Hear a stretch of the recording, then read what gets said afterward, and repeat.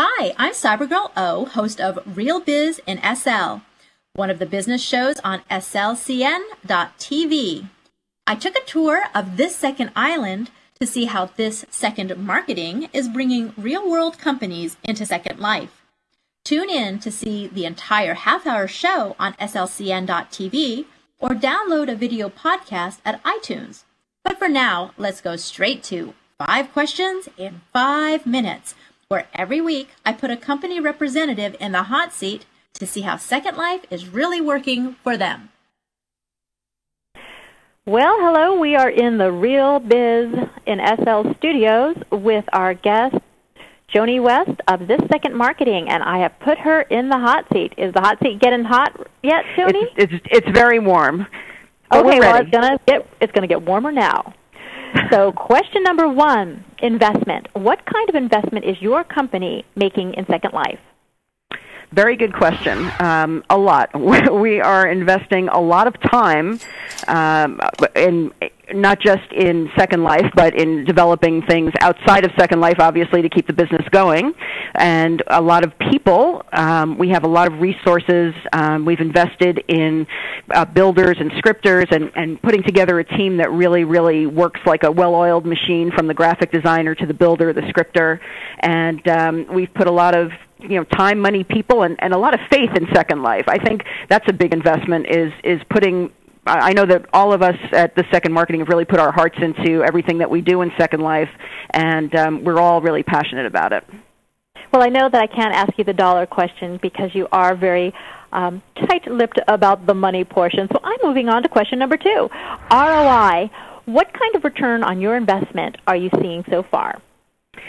Well, so far, we've been in business. We started in March of 2006, and by March of, make that 2007. I lost a year there because I invested so much time in Second Life. It just seems like it was a year ago. It was actually a year and a month ago we started, and we've been profitable in our first year, which is one way that we measure ROI. And we also we're very happy that we have all 100% happy clients. That's our biggest ROI, is having clients whose expectations we have met and exceeded. And so far, we've gotten nothing but fabulous reviews from all of our clients, and we're really, really proud of that, because not all the brand marketing agencies in Second Life can say that, and we can. And well, really, I do have to point out that you did have a little bit of flack on the Colgate Smile thing, but you handled it with such grace. It was a very tense moment for you, and I think some of the bloggers misunderstood what you were trying to do and what your client was doing, but I thought that was a really good move on your part. And I'm going on to question number 3. Oh, can I just make one comment on that? Is that okay. I knew you were going to. I have to.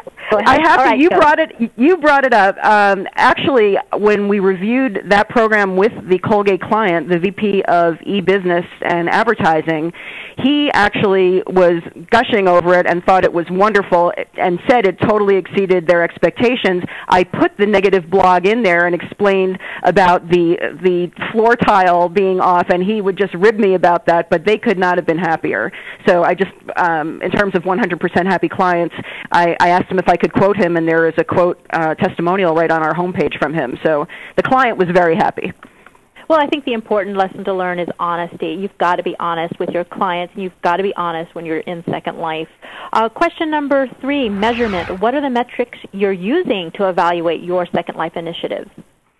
Well, first and foremost is we listen to what our clients have to say once we review the project with them, and depending on the length of the project, we either have a weekly status report or a monthly status report, and the most important thing for us is to have a happy client, and that is something that, again, that's an anecdotal measurement, but that's been perfect for us. We also, for various clients, some clients we track the number of visitors to a venue.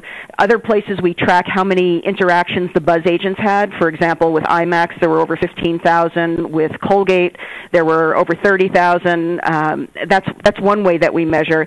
We measure how long people are staying in a venue, those kinds of things. There's a lot of counting and duration type figures that you can get, but in the end, the measurement that the numbers are not in Second Life. The audience is not large enough to be considered a smart sort of media buy for someone who's trying to drive transactions, but it's fabulous for people who are trying to build a brand, and that's what we help people do. That's great. Okay, we're almost out of time. We have 2 questions left, so you have to answer this as short as you can, Joni. Question number 4, worthwhile. Bottom line, is it worth being in Second Life? Absolutely, yes. Okay, perfect. Question number 5. You did great, Joni. That was awesome. Question number 5, time. How much longer do you plan to be here in Second Life? I hope to be in Second Life with this second marketing for the rest of my career, and unless I don't think anything better is going to come along in the next 5 or 10 years, and I plan on sticking it through.